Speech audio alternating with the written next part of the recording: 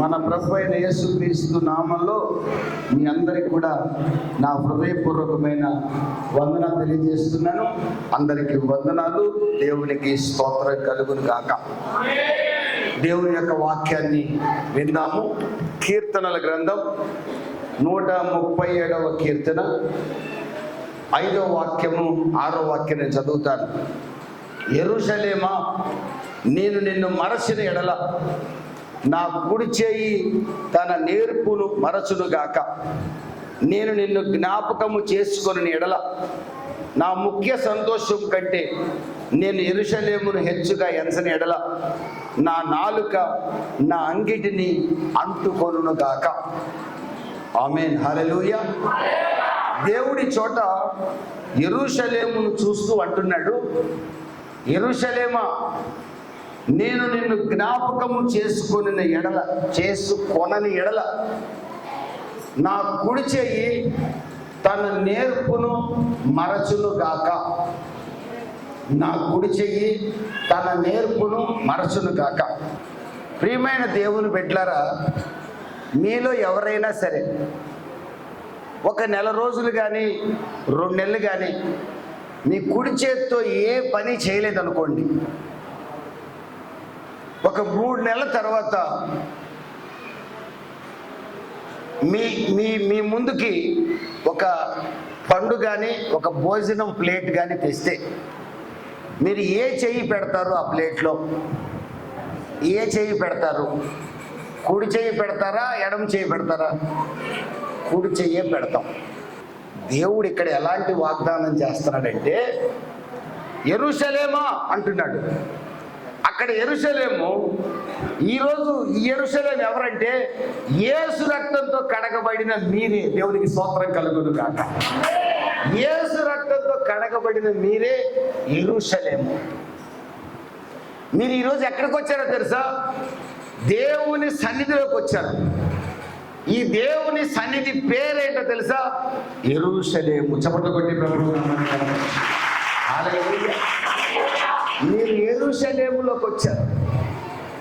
యెషయా గ్రంథం 66వ అధ్యాయం 13వ వాక్యంలో చూసినట్లయితే, ఒకని తల్లి వానిని ఆదరించినట్లు దేవుడు తన బిడ్డల్ని యెరూషలేములోనే ఆదరిస్తానంటున్నాడు. హల్లెలూయా.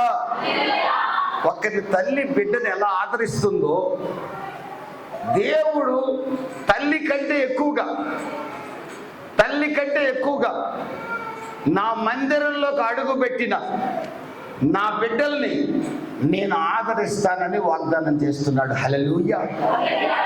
ఈ రోజున మీరు ఏ బాధలో ఉన్నారో, ఏ కన్నీళ్ళలో ఉన్నారో, ఏ అప్పుల బాధలో ఉన్నారో, ఏ అనారోగ్యంలో ఉన్నారో, భార్యాభర్తల గొడవల మధ్యలో మీరు ఉన్నారో, మీరు ఎక్కడికి వచ్చారో తెలుసా? దేవుని సన్నిధికి వచ్చారు, యెరూషలేముకు వచ్చారు. దేవునికి స్తోత్రం కలుగును గాక. ఇక్కడ మీరు ఆదరించబడి, ధైర్యపరచబడి, సంతోషంగా మీ ఇంటికి వెళ్ళబోతున్నారు. దేవుని జ్ఞాపకాల్లో ఉంటే అద్భుతాలు చేసే బాధ్యత ఆయన తీసుకుంటాడు. మీరు దేవుని జ్ఞాపకాల్లో ఉండాలంటే కొత్త నిబంధన భక్తులైన మీరు, యేసు మీ కొరకు రక్తం చిందించాడు కనుక మన పాపాన్ని మనం ఒప్పుకొని విడిచిపెట్టి, ప్రభువా నన్ను క్షమించు, నన్ను నీతిమంతునిగా తీర్చమని అడిగితే, ఇక మీదట నేను పాపం చెయ్యను ప్రభువా అని తీర్మానం చేసుకుంటే, మనల్ని నీతిమంతులుగా చేయటం కోసం యేసు తన రక్తాన్ని చిందించాడు. 1 కొరింథీ 6:20 ప్రకారం తన రక్తంతో యేసు మనల్ని కొన్నాడు. 1 పేతురు 1:18-19 ప్రకారం యేసుక్రీస్తు మనల్ని తన రక్తాన్ని చిందించి పాపము నుండి విడిపించాడు. దేవునికి స్తోత్రం కలుగును గాక. హల్లెలూయా, హల్లెలూయా.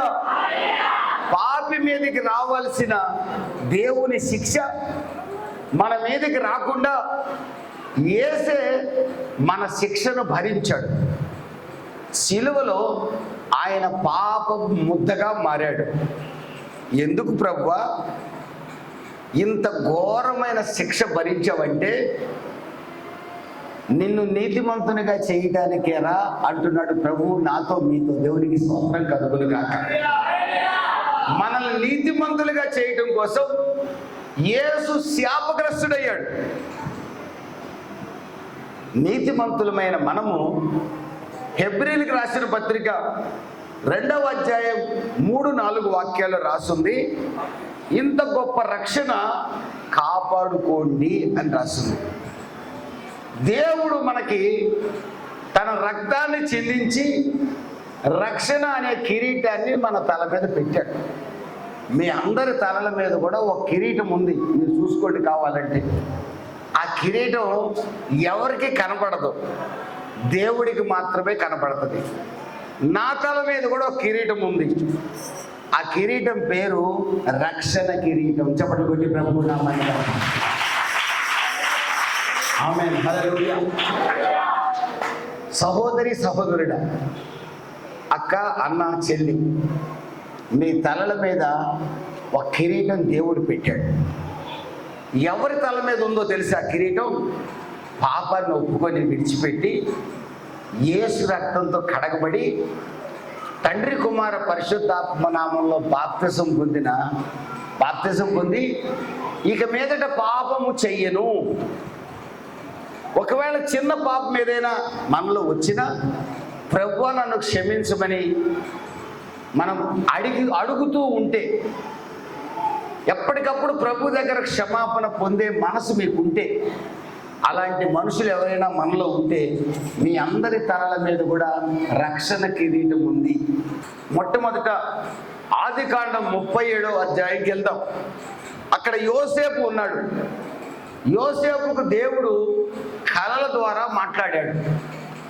యోసేపుని దేవుడు నేను తలగా ఉంచుతానని చెప్పాడు, తోకగా నేను ఉంచను అన్నాడు. నిన్ను హెచ్చిస్తాను అని చెప్పి దేవుడు యోసేపుకు చెప్పాడు. నీ అన్నదమ్ములు నీ పాదాల దగ్గర సాగిల పడతారు అని దేవుడు యోసేపుకు చెప్పాడు. జాగ్రత్తగా వినండి. దేవుడు యోసేపుకు చెప్పాడు. అయితే అన్నదమ్ములు ఏం చేశారు? యోసేపును గోతిలో వేశారు.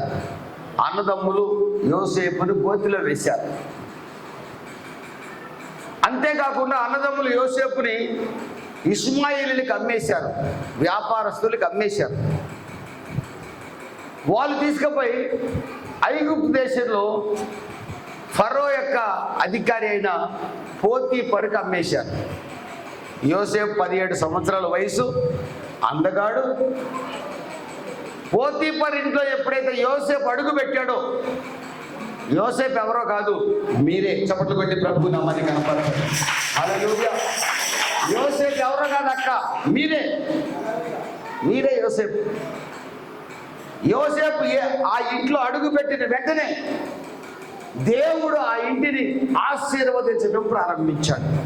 ఈ రోజున మీరు గనక యోసేపు అయ్యుంటే, నేను గనక యోసేపునైతే, నేను ఏ ఇంటికి వెళ్ళినా సమాధానం లేని భార్యాభర్తలు, సంతోషం లేని భార్యాభర్తలకి నా రాకడ వల్ల సంతోషం కలగాలి. సంతోషంగా లేని తండ్రి కొడుకులు నా రాకడ వల్ల సంతోషంగా మారాలి.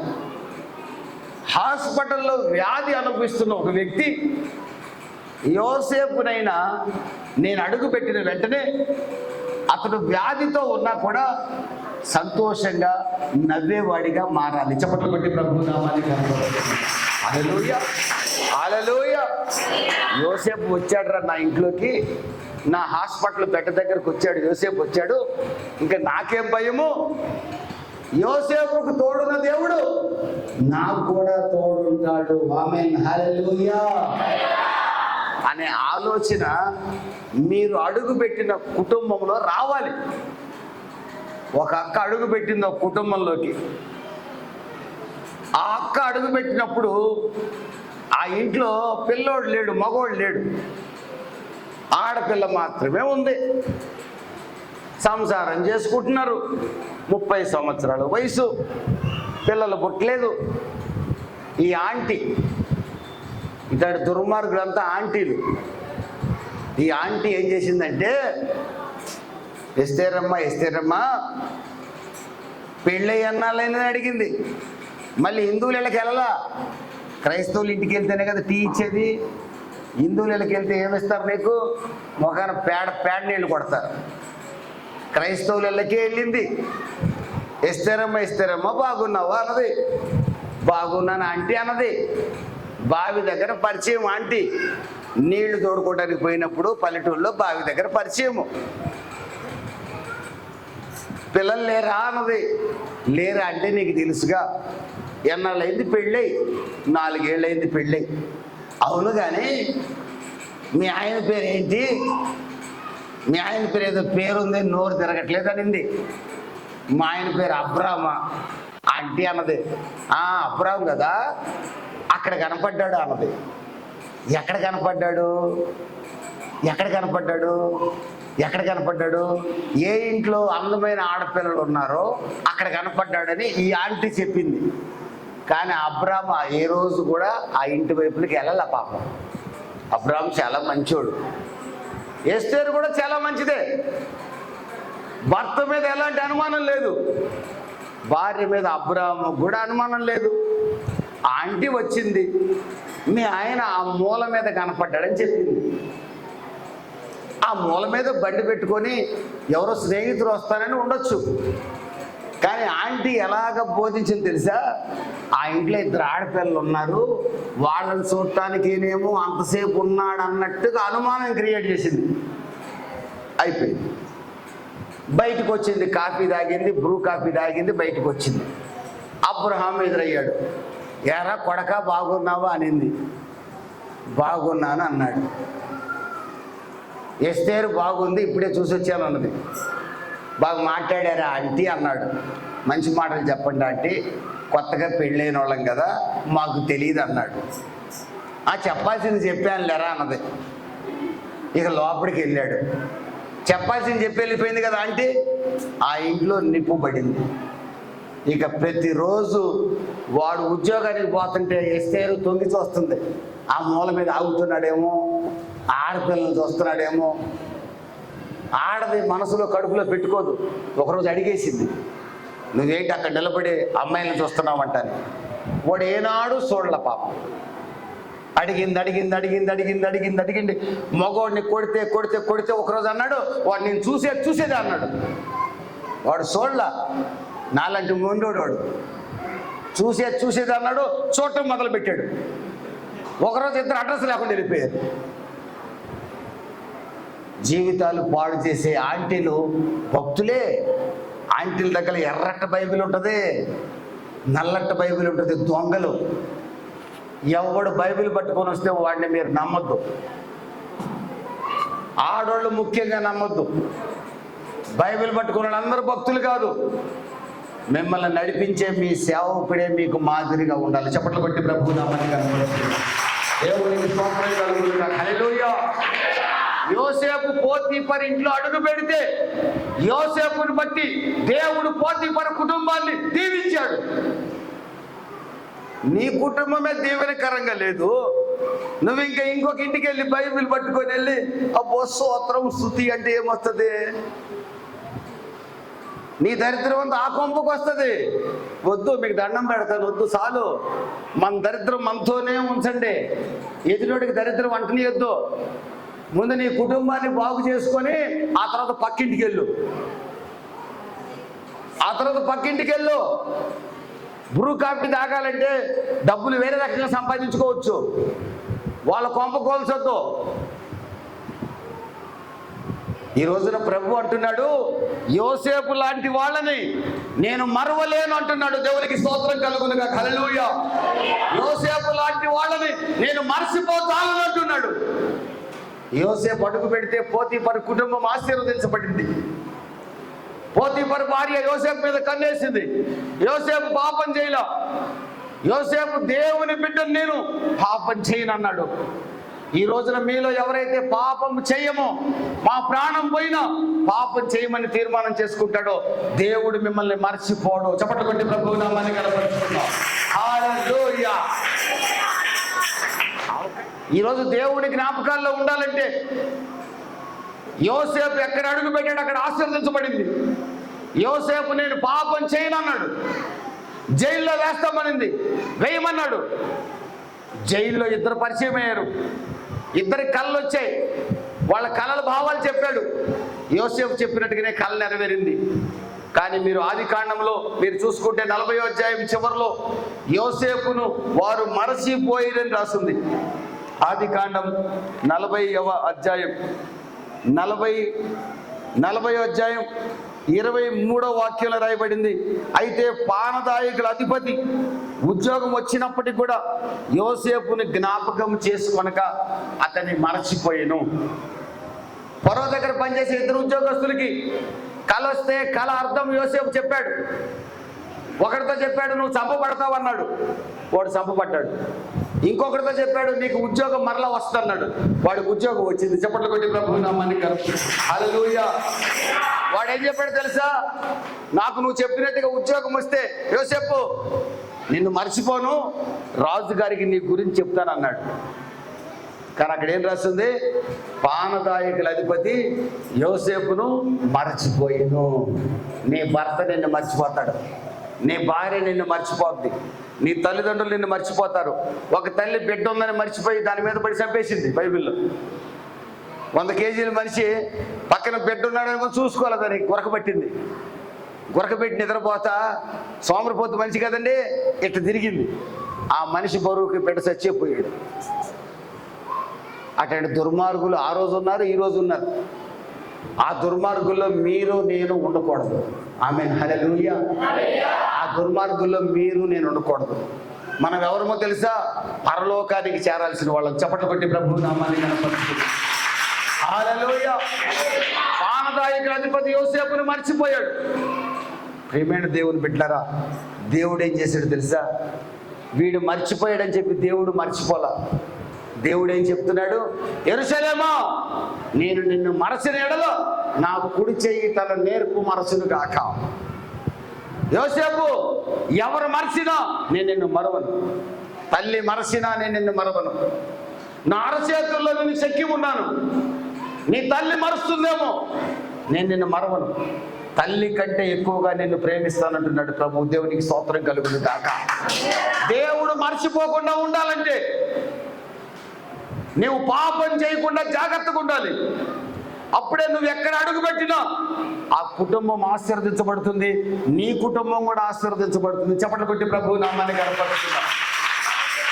నువ్వు పాపం చేసే వ్యక్తివైతే నీకు ఆశీర్వాదం ఉండదు. నువ్వు ఏ కొంపలు అడుగు పెట్టినా నాశనమే, ఏ కొంపలు అడుగు పెట్టినా నాశనమే. మీకు చేతులు జోడించి నమస్కరించి చెప్తున్నాను, బాప్తిజం పొందిన మీరు పాపానికి దూరంగా పారిపోండి. మీరు పాపం చేసేవారైతే మీరు ఏ ఇంట అడుగు పెట్టినా ఆ ఇంట్లో నాశనమే కలుగుతుంది. మీరు పాపం చేసేవారైతే ప్రభువుని క్షమాపణ అడగండి. ఈ క్షణమే అడగండి, క్షమించబడి అప్పుడు అడుగు పెట్టండి. పాపంతో ఏ కొంపలకు అడుగు పెట్టకండి దయచేసి. కారణం మీరు దేవుని జ్ఞాపకాల్లో లేరు. మీరు లేరు కాబట్టి మీ కొడుకు ఇంట్లో మీరు అడుగుపెట్టినా ఆ కొడుకు కూడా శాపం మీద తగ్గుతుంది. ఎప్పటికప్పుడు క్షమాపణ అడగండి ప్రభువుని. యోసేపుని పానదాయకుల అధిపతి మర్చిపోయాడు, కానీ దేవుడు మర్చిపోలా. ఫరో రాజుకి కళ తెప్పించాడు. ఫరో రాజు కళకి అర్థం తెలియట్లా. అప్పుడు పానదాయకుల అధిపతి అంటున్నాడు ఫరో చక్రవర్తితో, ఈజిప్ట్ చక్రవర్తితో, అయ్యా జైల్లో ఒకడున్నాడు, అతని పేరు యోసేపు. నీ ఉద్యోగస్తులైన మా ఇద్దరికి కళల భావం చెప్పాడు. వాడు చెప్పినట్టుగా జరిగింది. మీరు ఒకరిని ఉరి తీసేశారు, నాకు మాత్రం ఉద్యోగం ఇచ్చారు. అతనైతే మీ కళ భావాన్ని చెప్పగలడు అన్నాడు. ఫరో చక్రవర్తి స్వయంగా యోసేపుని పిలిపించాడు. దేవునికి స్తోత్రం కలుగును గాక. హల్లెలూయా. పానదాయకుల అధిపతి మర్చిపోయినా దేవుడు మర్చిపోలేదు. ప్రపంచ చక్రవర్తి అయినా, ఈజిప్ట్ చక్రవర్తి అయినా ఫరోకు కళ తెప్పించి యోసేపుని జ్ఞాపకం చేసుకునేటట్టుగా చేశాడు. దేవునికి స్తోత్రం. ఈ రోజున ఎవరు నిన్ను మర్చిపోయినా దేవుడు నిన్ను మర్చిపోడు. నీకు సహాయము ఏ దిక్కు నుంచి రావాలో ఆ దిక్కు నుంచి దేవుడు పంపిస్తాడు. చప్పట్లు కొట్టి ప్రభు నామాన్ని కనపరుస్తున్నాడు. నా పిల్లలు నాకు సహాయం చేయట్లేదు అనుకుంటున్నావేమో. నీ కొడుకు సహాయం చేయకపోతే నీ కూతురు ద్వారా దేవుడు సహాయం ఇప్పిస్తాడు. నీ కూతురు సహాయం చేయకపోతే నీ కొడుకు ద్వారా సహాయం ఇప్పిస్తాడు. ఇద్దరు సహాయం చేయకపోతే నీ తమ్ముడు ద్వారా దేవుడు సహాయం చేస్తాడు. వాడు సహాయం చేయకపోతే ఆకాశము నుండి కాకుల ద్వారా ఆహారాన్ని పంపించిన దేవుడు నిన్ను పోషిస్తాడు. చప్పట్లు కొట్టి ప్రభు నామాన్ని కనపరుస్తున్నాడు. హల్లెలూయా. నిన్ను విడువను ఎడబాయనని వాగ్దానం చేశాడు. నువ్వు నమ్మకంగా ఉండు. యోసేపులాగా దేవుడు మర్చిపోడు. ఫరోకి కల వచ్చింది. కల భావం యోసేపు చెప్పాడు. ఐగుప్తి ప్రధానమంత్రిగా యోసేపు అయ్యాడు. దేవునికి స్తోత్రం కలుగును గాక. యోసేపును గోతిలో వేసిన అన్నదమ్ములు వచ్చి యోసేపు పాదాల దగ్గర సాగిలపడి నమస్కారం చేసి, మాకు అన్నం పెట్టండి అయ్యగారు, మాకు అన్నం పెట్టండి అంటున్నారు. ఒకప్పుడు గోతిలో వేసి చంపాలనుకున్నారు, ఇప్పుడు అన్నం పెట్టమని బతిమలాడుకుంటున్నారు. యోసేపును దేవుడు ప్రవక్తగా చేశాడు. యోసేపును దేవుడు ఆదికాండం 49:22 ప్రకారం ఫలించని కొమ్మగా చేశాడు. దేవునికి స్తోత్రం కలుగును గాక. మీరు యోసేపులాగా బతకండి. పాపానికి దూరంగా బతకండి. అసూయ, ద్వేషం, పగ, శరీర కార్యాలు ఏమీ లేకుండా మనం బతుకుదాం. ప్రభు మనల్ని యోసేపులుగా మారుస్తాడు. మనం ఏ ఇంట్లో అడుగు పెడితే ఆ ఇంట్లో ఆశీర్వాదమే. మన ఇంట్లో తిరుగుబాటు చేసే కొడుకున్న అద్భుతంగా దేవుడు వాడిని మారుస్తాడు. దేవునికి స్తోత్రం కలుగును గాక. నువ్వు పాపానికి దూరంగా ఉంటే, నేను పాపం చేస్తానండి, నా కోడలు మారాల్సిందే అంటే మారదు, నేను దంతది. ఇంకా పాపం విడిచిపెట్టు, పవిత్రంగా బతుకు. కొన్ని కష్టాలు వస్తాయి కానీ చివరికి విజయము నీదే. దేవునికి స్తోత్రం కలుగును గాక. జయము దేవుని బిడ్డదే. బైబిల్లో మొర్దెకయ్య ఉన్నాడు, హామాన్ అనే ఒక దుర్మార్గుడు ఉన్నాడు, అగాగీయుడైన హామాన్ ఉన్నాడు. ఎస్తేరు గ్రంథంలో మీకు కనబడతాడు. మొర్దెకయ్య ఒకరోజు ఎందుకో హామానికి నమస్కారం చేయలేదట. నాకు నమస్కారం చేయలేదు అనే కోపం వస్తే మొర్దెకయ్యని పిలిచి ఒక చెంప మీద కొట్టాలి, లేదంటే నాకు ఎందుకు దండం పెట్టలేదు అని అడగాలి. హామాన్ ఏం చేశాడో తెలుసా? మొర్దెకయ్యని చంపాలనుకున్నాడు. మొర్దెకయ్యని మాత్రమే కాదు, మొర్దెకయ్య యూదుడని తెలిసి లక్షల మంది వాళ్ళ జాతి అంతటిని కూడా చంపాలనుకున్నాడండి. ఒక్క వ్యక్తి పొరపాటు చేశాడు అనుకుందాం. నేను పొరపాటు చేస్తే నన్ను కొట్టాలనుకోవడం న్యాయమే, నా కుటుంబాన్ని అంతా నాశనం చేయాలనుకోవటం న్యాయమా? మొర్దెకయ్య నీకు దండం పెట్టలేదు, దానికి కారణాలు వేరే ఉన్నాయనుకోండి. మొర్దెకయ్యని కొట్టు, మొర్దెకయ్యని చంపు. మొర్దెకయ్య ఏ జాతి వాడురా? యూదు జాతి వాడు. ఆ వంశాన్ని అంతా నాశనం చేద్దాం రా. దుర్మార్గుడే ఆలోచన. మీకెవరైనా నష్టం చేస్తే బైబిల్ చెప్తున్న మాట, మీరు వారిని క్షమించమని బైబిల్ చెప్తుంది. మీకెవరైనా నష్టం చేస్తే మీరు వారిని క్షమించమని బైబిల్ చెప్తుంది. హామాన్ అనేవాడు దుర్మార్గుడు కనుక వాడు క్షమించడు. క్షమించకపోతే పోయాడు. మొర్దెకయ్యను ఒక్కడిని చంపాలనుకుంటే ఓకే. మొర్దెకయ్య వంశస్థులు కొన్ని లక్షల మంది యూదుల్ని చంపాలనుకున్నాడండి. ఆలోచన చేశాడు. ప్రియమైన దేవుని బిడ్డలారా, మొర్దెకయ్యలో కూడా ఏ పాపం లేదు. మొర్దెకయ్య యొక్క ప్రజలు యూదుల్లో ఏ పాపం లేదు. దేవుడు తన బిడ్డల్ని ఎప్పుడూ మర్చిపోడు. చప్పట్లు కొట్టి ప్రభు నామాన్ని కనపరుచుకున్నాం. హల్లెలూయా. ఇశ్రాయేలు నేను నిన్ను మర్చిపోచాలని అంటున్నాడు. మొర్దెకయ్య భక్తి గలవాడు. ఎస్తేరు భక్తి కలిగింది. ఆ రోజున యూదులు పారసీక దేశంలో ప్రార్థన చేసేవారిగా ఉన్నారు. వారిలో కొన్ని చిన్న చిన్న తప్పులున్నా వారు క్షమించమని అడిగి ప్రార్థన చేస్తూనే ఉన్నారు. దేవుడు వారిని జ్ఞాపకం చేసుకున్నాడు. మొర్దెకయ్య నాశనం కావటం దేవుడికి ఇష్టం లేదు. మొర్దెకయ్య దేవునికి ఇష్టడైన మనుష్యుడు. ఈ రోజున మీరు మొర్దెకయ్యలుగా ఉంటే మిమ్మల్ని ఎవ్వరు మిమ్మల్ని తాకలేరు. దేవునికి స్తోత్రం కలుగునుగా. హల్లెలూయా. మిమ్మల్ని తాకిన వాడు దేవుని కనుగుడ్డును ముట్టినవాడు అవుతాడు. మీ చుట్టూ దేవుడు అగ్ని ప్రకారం ఉంచుతాడు మీరు మొర్దెకైలుగా ఉంటే. మొర్దెకై యొక్క ఆలోచన ఏంటో తెలుసా? నాకు నష్టం కలిగిన పర్లా దేవుని బిడ్డలకి నష్టం కలగకూడదు. మీ ఆలోచన ఎలా ఉండదో తెలుసా? నాకు కష్టం కలిగినా పర్వాలేదు, నా కుటుంబం కష్టపడకూడదు. నాకు నష్టం కలిగిన పర్లా నా సంఘానికి నష్టం కలగకూడదు. ఈరోజు నువ్వు తండ్రి, నీ ఆలోచన నీకు నష్టం కలిగిన నా పిల్లలు క్షేమంగా ఉండాలి.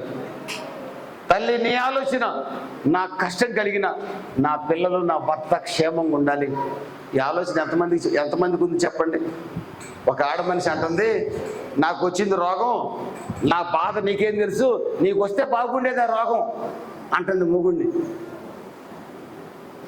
ఆ మొగుడు అంటున్నాడు, నాకు వచ్చింది టీబీ, అదేందో నీకు వచ్చుంటే పోయి ఉండేదిగా అంటున్నాడు. ఇదండి ఈ రోజున భార్యాభర్తలు. మొగుడికి జబ్బు లేదు, ట్యాబ్లెట్ ఇవ్వలేదు డాక్టర్ అంటే భార్య ఏం చేయాలా? సంతోషపడాలా, ఏడవాలా? ఏమ్మా చెప్పమ్మా, తల్లి చెప్పమ్మా, ఏం చేయాలా? ఏడవాలా? మొగుడికి జబ్బు లేదండి, నాకు జబ్బు లేదని డాక్టర్ చెప్పాడు, నాకు ట్యాబ్లెట్ తీయలే డాక్టర్, నా భార్య ఏం చేయాలా? ఏమండి, దేవా నీకు స్తోత్రం, నా భర్తకి జబ్బు లేదన్నందుకు స్తోత్రం, నాకు మాత్రమే జబ్బు ఉంది కాబట్టి ట్యాబ్లెట్ ఇచ్చి ఒక అనాలి కదా. ఒక భార్య నాతో అంటది, నాకు ఇచ్చింది ట్యాబ్లెట్, నా మొగుడికి ఎందుకు ఇలా అంటే, నీకు జబ్బు ఉంటే వాడికి కూడా ఉండాలా? ఇదేమి సంసారాలండి? క్రైస్తవ సంసారాలు నేను చెప్పేది, హిందువులు కాదు ఇవి. ఇవన్నీ మీ సంసారాలే, నా సంసారం గురించే నేను చెప్పేది. కానీ మొర్దెకై ఏం ఆలోచన చేశాడు తెలుసా? నేను చచ్చినా పర్లేదు, నా యూదులు చావకూడదు. ఎస్తేర్ దగ్గరికి వెళ్ళాడు, రాణి యూదుల్ని కాపాడమన్నాడు. నేను రాజు దగ్గరికి వెళ్ళననింది, ఆమె యూదురాలే. నువ్వేదో రాణి అయిపోయాను అనుకుంటున్నావేమో, నా దేవుడు సహాయం వేరే దిక్కు నుంచి ఇస్తాడు. నువ్వు చేయకపోతే ఇంకో దిక్కు నుంచి నా దేవుడు సహాయం చేస్తాడు. నా కోరిక ఏంటి? నా ప్రజలు, దేవుని బిడ్డలు కాపాడబడాలి. చప్పట్లు కొట్టి ప్రభు నామాన్ని కనపరుస్తున్నాం. హల్లెలూయా. మీ కోరిక ఏముండాలి తెలుసా? మీ సేవకుడు కాపాడబడాలి. మీ కోరిక ఏముండాలి తెలుసా? మీ సంఘము కాపాడబడాలి. ఈ కోరిక మీకుంటే మీరెప్పుడు దేవుని జ్ఞాపకాలలో ఉంటారు. చప్పట్లు కొట్టి ప్రభు నామాన్ని కనపరుస్తున్నాం. హల్లెలూయా. ఎంతసేపు నా కోడి, నా కుంపటే, నా పిల్లలు, మా ఆయన, నేను ఎండ కొద్దిగా రంగు తగ్గాను ప్రభువా, కొద్దిగా రంగు వచ్చేటట్టు చెయ్యి. ఎదురోడు ఎట్టపోయినా పర్లా, నీ సంఘస్థులే, నీ అన్నదమ్ములే నాశనమైపోతుంటే నీకేం పట్టదు. నేను, నా పిల్లలు, నా కుటుంబం 3 పూట్ల తిని పడుకోవడమే. నీ తమ్ముడికి అంత అన్నం లేదు, కానీ నీకు ఆలోచన కానీ బాధ కానీ లేదు. మొర్దెకై ఆలోచన లేదు. నేను చనిపోయిన పర్లా యూదులు చనిపోకూడదు. ఎస్తేరు ప్రార్థన చేసింది, మొర్దెకై ప్రార్థన చేశాడు, యూదులు ప్రార్థన చేశాడు. ఎస్తేరు గ్రంథం 6వ అధ్యాయంలో, ఆ రాత్రి రాజుకు నిద్ర పట్టలేదు. దేవునికి స్తోత్రం కలుగునుగా. హల్లెలూయా. పారసీక రాజుకు నిద్ర పట్టలేదట. నిద్ర పట్టకపోతే అక్కడ ఒక పుస్తకం కనపడింది. పుస్తకం తెరిచి చూశాడు. హామాను మరుసటి రోజు మొర్దెకైని ఊరి తీయాలని రాజుకు చెప్పడానికి ఊరికొయ్య కూడా సిద్ధం చేసుకొని వచ్చాడు. ఊరికొయ్య అక్కడ తయారవుతుంది హామాను ఇంట్లో.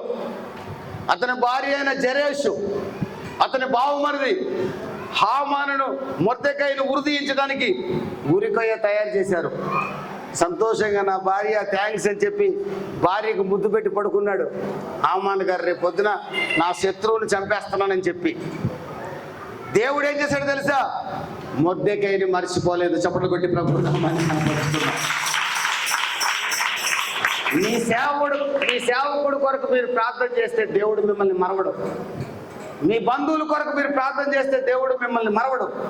నా కొరకు మీరు ప్రార్థన చేస్తే దేవుడు మిమ్మల్ని మరవడు. మీ కొరకు నేను ప్రార్థన చేస్తే దేవుడు నన్ను మరవడు. చప్పట్లు కొట్టి ప్రభువు నామాన్ని కనపరుస్తున్నాను.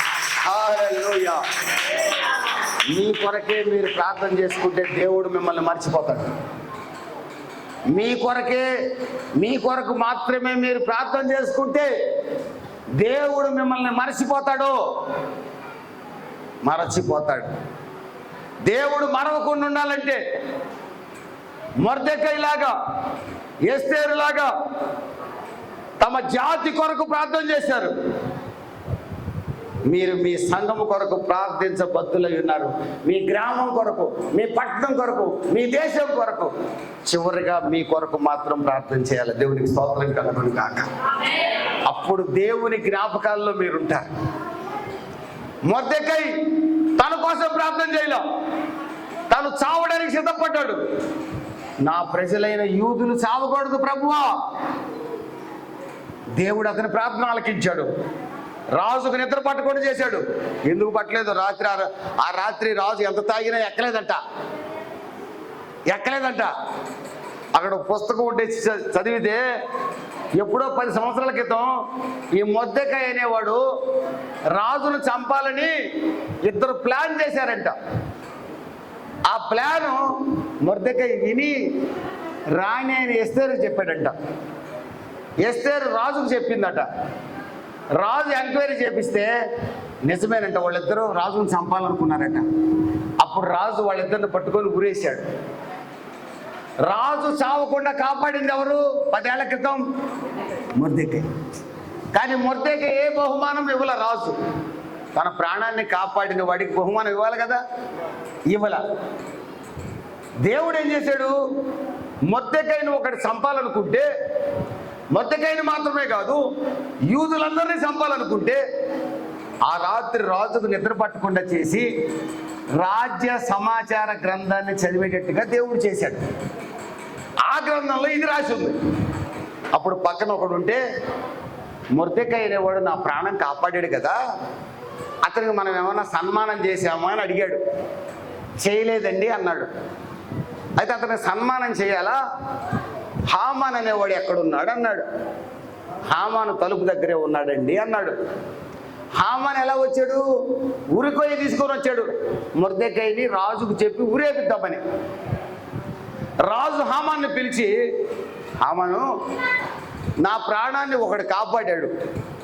వాడి పేరు చెప్పకుండా నా ప్రాణాన్ని ఒకడు కాపాడాడు. అతనికి ఏమి సన్మానం చేయాలని అడిగాడు. ఏమండి, నీ బంగారు దండలు వేయాలి, గుర్రం మీద ఊరేగించాలి, రాజు వస్త్రాలు వేయాలి, వాడి ముందు అందరూ సైనికులు నడవాలి, జయహో జయహో అని చెప్పాలి అన్నాడు. హామాన్ ఏమనుకున్నాడు? నేనే కదా రాజుని కాపాడేది అనుకున్నాడు. కానీ రాజు ఉద్దేశం ఏంటి? మొర్దెకై తనను కాపాడాడని ఈ పుస్తకంలో రాజు చదివాడు. అప్పుడు రాజు అంటాడు, ఇవన్నీ కూడా ఆ గేట్ దగ్గర వాచ్మెన్ ఉన్నాడే, ఏమండి వాచ్మెన్ ఉన్నాడే, అతనికి ఈ సన్మానాలను చేయమని హామానికి అప్పగించాడు. హామాను ఏడుస్తూ తనకు అనుకొని చాలా చెప్పాడు. కేజీ బంగారం ఇవ్వాలి, 2 కేజీలు వెండి ఇవ్వాలి, చాలా చెప్పాడు. అవన్నీ మొర్దెకైకి ఇవ్వు. మొర్దెకైని ఊరంతా ఊరేగించమన్నాడు. మొర్దెకైని చంపాలని వచ్చిన వాడి చేతనే దేవుడు మొర్దెకైని ఊరేగించినట్లుగా చేశాడు. చప్పట్లు కొట్టి ప్రభువు నామాన్ని కనపరుచుకున్నాం. హల్లెలూయా.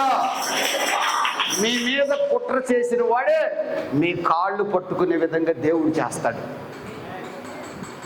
మిమ్మల్ని ఇంటి నుంచి గెంటేయాలనుకున్న మనిషే మీ పాదాలు పట్టుకుని, అమ్మా నువ్వు లేకపోతే నేను బతకలేదని నీ కాళ్ళు పట్టుకుంటాడు. నీ కాళ్ళు పట్టుకుంటుంది. నువ్వు పనికిరావని గెంటేసిన నీ తల్లిదండ్రులే నా కొడుకే మాకు దిక్కని నీ దగ్గరికి వస్తారు. ఎప్పుడో తెలుసా? మొర్దెకై లాగా నువ్వు ఉంటే. దేవుడు మొర్దెకైని మర్చిపోలేదు. దేవుడు యోసేపుని మర్చిపోలేదు. యోసేపు పాపం చేయకుండా కాపాడుకున్నాడు. మొర్దెకై ఇతరుల క్షేమం కొరకు ప్రార్థించాడు. నా సహోదరి సహోదరుడా, దేవుడు పొరపాటున పడి నిన్ను మరవడం. షడ్రక మెషక అబేద్నెగోలు దానియేలు గ్రంథం 3వ అధ్యాయంలో రాజు విగ్రహాన్ని పెట్టి దండం పెట్టమంటే దేవునిని ఘనపరచుట కొరకు ఆ బొమ్మకు దండం పెట్టల. మేము మా దేవుడికే దండం పెడతాం. మా దేవుడు బొమ్మ కాదు, మా దేవుడు ఆత్మస్వరూపి. మా దేవుడికే దండం పెడతాం. పొరపాటును కూడా నువ్వు పెట్టిన బొమ్మకు మేము దండం పెట్టాం. అయితే అగ్నిగుండంలో వేస్తాం. మా దేవుడికి అవమానం కలగకుండా ఉండటం కోసం మేము అగ్నిగుండంలో పట్టడానికి కూడా సిద్ధం. దేవునికి స్తోత్రం కలుగునుగా. హల్లెలూయా. దేవుడిని ఘనపరిచే వారిని దేవుడు మరచిపోడు. చప్పట్లు కొట్టి ప్రభు నామాన్ని ఘనపరుస్తున్నారు. మీరు దేవుడి కొరకు మీరు ఏదైనా చేయండి, గిన్నెడు చన్నీళ్ళు ఇచ్చిన దేవుడు మిమ్మల్ని మర్చిపోడు. దేవుడిని ఘనపరచడం కొరకు నువ్వు బతికితే, పొరుగు వారికి ప్రార్థన చేసే వ్యక్తిగా నీవు ఉంటే, పాపం చేయకుండా బతకాలని ఆలోచన నీకుంటే, దేవుడు నిన్ను మర్చిపోడు, నన్ను మర్చిపోడు. కళ్ళు మూసుకుందామా? చిన్న తీర్మానం చేద్దాం. మహాపరిశుద్ధునికి స్తోత్రం. నీ ప్రియ బిడ్డలందరూ కూడా నీ జ్ఞాపకాల్లో ఉంచి నీ ఘననామానికి మీరు మహిమ తెచ్చుకోమని నజరేయుడైన యేసు నామములో అడిగి వేడుకొనుచున్నాను తండ్రి. ఆమేన్. ఆమేన్. Thank you. God bless you. అందరూ దయచేసి ప్రభు వాళ్ళకి